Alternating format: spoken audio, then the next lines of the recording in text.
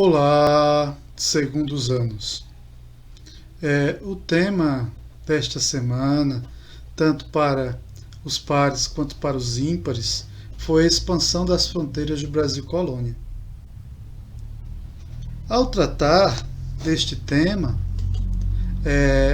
falamos um pouco sobre o que foi a União Ibérica. A união entre Portugal e Espanha ocasionou diversos problemas para Portugal. Por quê? A Espanha passou a governar Portugal. Então aqueles que eram inimigos da Espanha se tornaram inimigos de Portugal.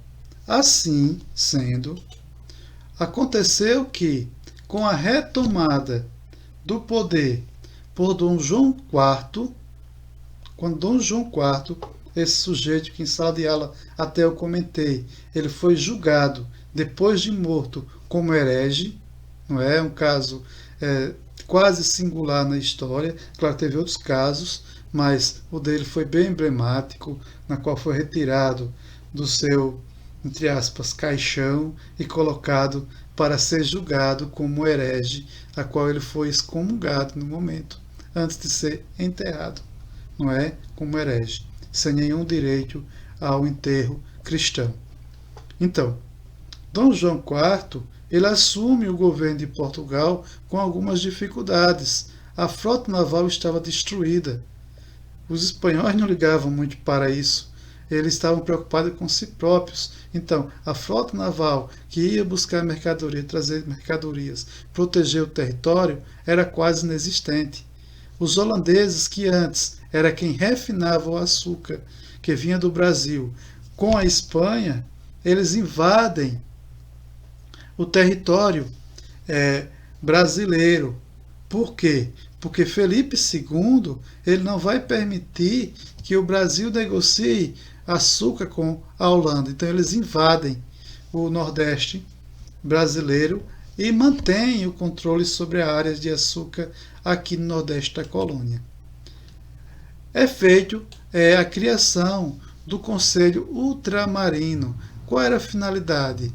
Era de tentar recuperar o controle das colônias e com o objetivo também de coordenar as atividades coloniais do Brasil e outras terras em outros lugares. Então, eles tinham dividido em três partes. O Conselho da Fazenda, que basicamente era responsável pela parte econômica de toda a questão do Conselho, né? Ou seja, as cobranças de impostos, o pagamento de algumas indenizações, etc. O Conselho de Guerra é aquele que ia articular a questão da proteção e de repelir os inimigos. E o Conselho de Estado era responsável pela administração desses espaços. Dentro desse Conselho Ultramarino vai ser criada algumas companhias, como a Companhia Geral de Comércio do Brasil e a Companhia Geral de Comércio do Maranhão, que tinha como principal objetivo eliminar essa interferência estrangeira nos negócios coloniais. Essas companhias não deram certo, principalmente porque elas não tinham capacidade de trazer mercadorias para o Brasil e negociar com os colonos, e nem tinha condições plenas de levar as mercadorias que aqui era produzido lá para a Europa de forma que gerasse lucro. Esse problema das companhias que não funcionaram fizeram com que os preços viessem superfaturados, não conseguiam trazer os produtos, provocando certas revoltas, como a revolta dos irmãos Beckmann, que passam a invadir o aldeamento dos jesuítas. Eles passam a exigir que o governo autorize a escravização dos indígenas e também ofereça uma proteção para eles. Acontece que essas revoltas elas não tinham um caráter separatista, eles não queriam se separar de Portugal. Então, esse tipo de revolta é chamado de revolta nativista. A exemplo da revolta de Beckman e da revolta de Vila Rica, que aconteceu devido à criação das casas de fundição lá em Minas Gerais. Os holandeses, no início da exploração aqui, da invasão, eles passam a emprestar dinheiro para os colonos brasileiros, esses proprietários de engenhos.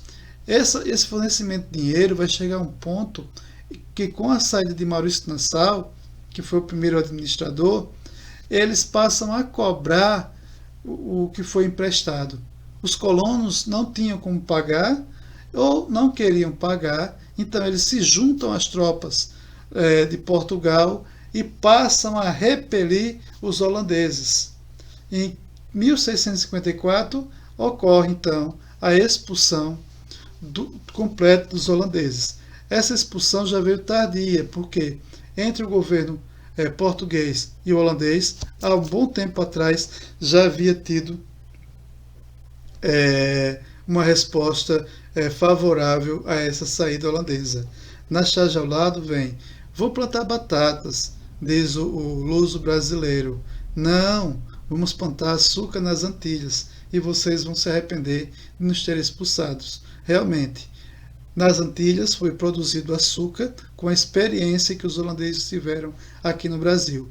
Isso fez com que reduzisse drasticamente o valor do açúcar e também a economia açucareira decaísse um pouco.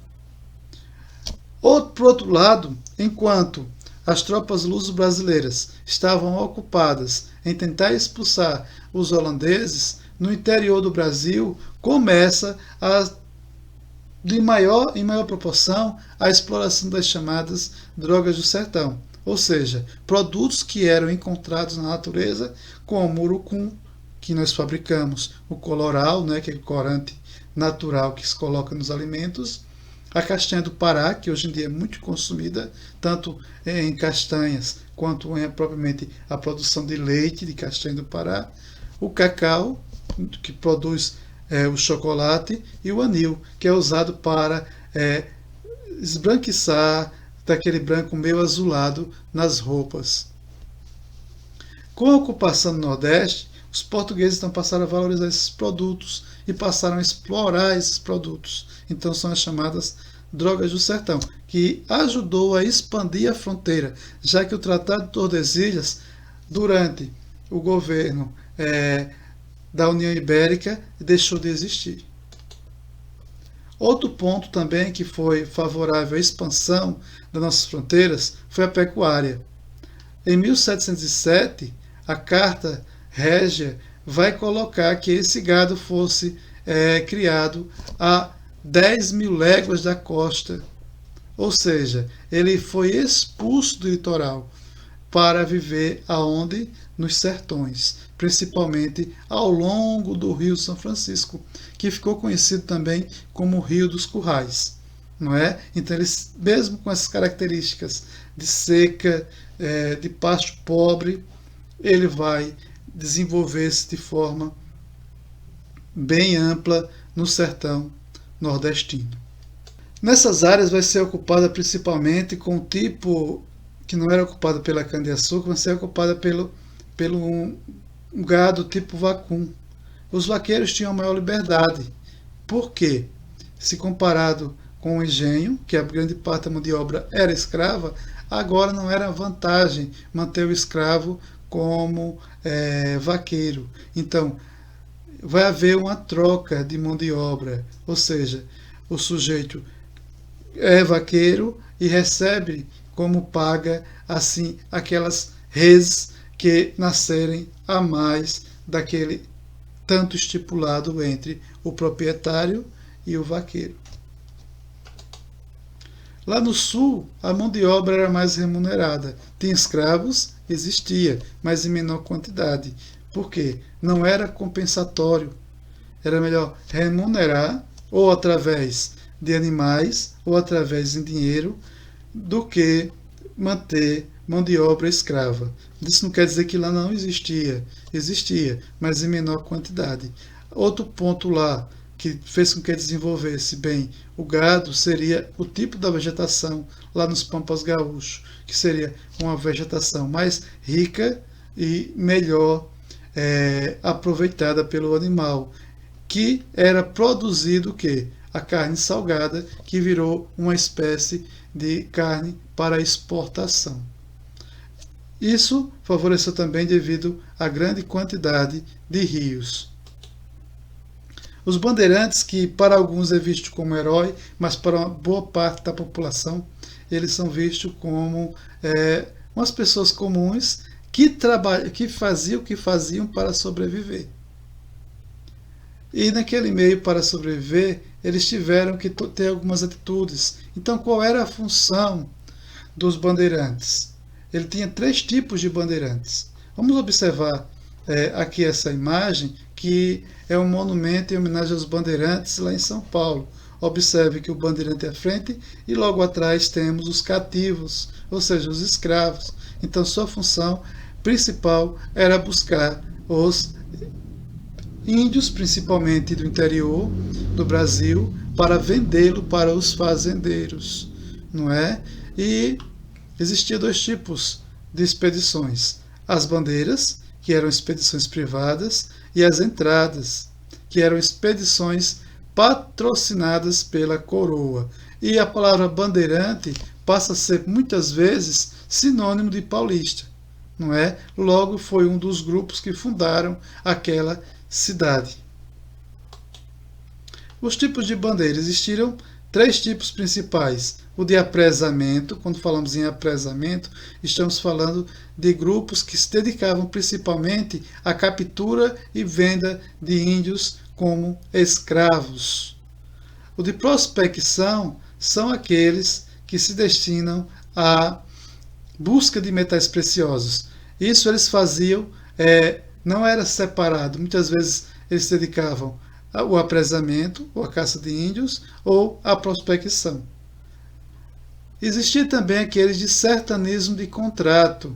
Quando falamos de sertanismo de contrato, é porque eles eram contratados pelos fazendeiros ou para invadir uma aldeia indígena, ou simplesmente para invadir e acabar com algum quilombo, como aconteceu com o Quilombo dos Palmares, que foi Domingos Jorge Velho, um bandeirante, que foi contratado para, junto com sua equipe, destruir o Quilombo dos Palmares. As missões jesuítas também foram importantes nesse contexto de expansão do território brasileiro. Primeiramente, eles eram padres que pertenciam a uma ordem religiosa católica chamada de Companhia de Jesus. Ela foi criada por Inácio de Loyola em 1534, dentro daquele contexto da chamada Contra-Reforma. Nessa Contra-Reforma, Loyola, que era militar, ele não vai conseguir mais lutar e vai ter, segundo ele, uma revelação a qual pede que ele funde uma ordem religiosa. E eles vão se dedicar principalmente a ir para as áreas antes não evangelizadas, como as Américas. Aqui nas Américas eles se espalharam. E no Brasil fundou vários colégios, como o Colégio São Paulo, que foi a base para a Vila São Paulo e que hoje é São Paulo, no estado de São Paulo, em São Paulo. No Brasil eles fundaram esses colégios e através da catequese, ou seja, do ensinamento religioso, eles tentavam convencer os indígenas aos aldeamentos que eles faziam, principalmente começando pelas crianças. Eles tentavam convencer os adultos a seguir a fé cristã. Interessante é que os bandeirantes eles preferiam esses aldeamentos para invadir e buscar os indígenas para escravizar. Por quê? Nesses aldeamentos, os indígenas eles eram ensinados a, além de ler, escrever, a ter um ofício, seja de carpinteiro, ourives, celeiro, pedreiro, ou seja, ele recebia um ofício, uma educação profissional. Isso seria valiosíssimo para os bandeirantes, porque era a mão de obra mais cara, não é? Então eles eram a fonte de mão de obra. A atividade para esta semana, essa quinzena, é a do livro didático, na qual, ou seja, na página 142, na qual vocês deverão responder do primeiro até o sexto apenas. Até o sexto apenas. As demais questões depois veremos mais adiante, mas respondam até o sexto. No primeiro é para explicar as funcionalidades das instituições criadas pelo Império Português, desde o Conselho Tomarino até as companhias de comércio do Brasil e do Maranhão. No segundo era para falar um pouco sobre as consequências da transferência dos holandeses para as Antilhas, ou seja, o que o Brasil sofreu com isso. No texto, no livro, tem. No terceiro, quais eram as principais atividades econômicas praticadas no sertão do Brasil. Lembrem das chamadas drogas do sertão, né? Dessa coleta desses produtos na floresta. Mas no texto, também no livro, vocês vão encontrar a resposta. No quarto, fazer um resumo sobre a expansão da pecuária brasileira. Vocês falam sobre a expansão da pecuária no sertão e a expansão da pecuária lá na região sul, melhor dizendo. No quinto, explique o que foi bandeira de apresamento e a bandeira de prospecção. Vocês podem usar a palavra de vocês ou também buscar do livro as respostas. Já no sexto e último, vocês fazer um comentário como funcionavam as missões jesuíticas no Brasil.